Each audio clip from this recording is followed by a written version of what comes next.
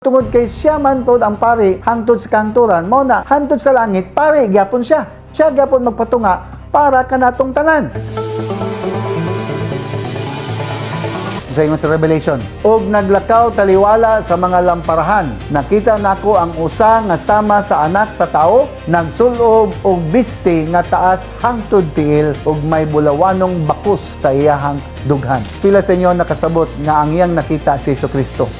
High priest, pinakataas nga pari. Karon kay naman siya sa langit, siya karon ang naga-perform sa ministry nga maoy magmupatunga taliwala kanato ug sa ato ang amahan sa langit. Nya dapat sabto nato na tanan gibuhat ni Kristo, dili na siya mubuhat sa mga butang kung dili legal. Kay nganon, dili ma-violate sa atong Ginoo ang iyang balaod. Sa ingon sa Hebrews, so kita nga ito ni. Apan tungod kay si Jesus buhi hangtod sa kahangturan, ang iyang pagkapari magpadayon hangtod sa kahangturan. Tungod kay siya man pod ang pari hangtod sa kahangturan, mao na hangtod sa langit pari gyapon siya. Siya gyapon magpatunga para kanatong tanan. So wala pa nahuman ang iyang ministry.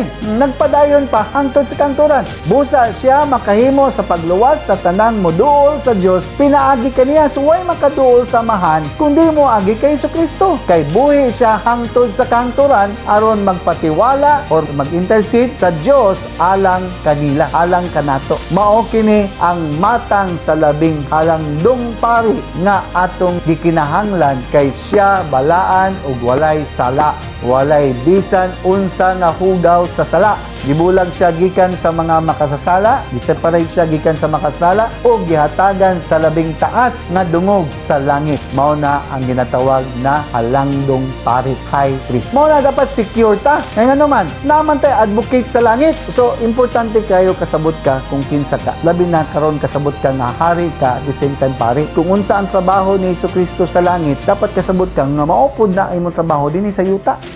Kaya ang atong goal nga ang makatawhan mo duol sa Ginoo para makabaton po sila og kaluwasan.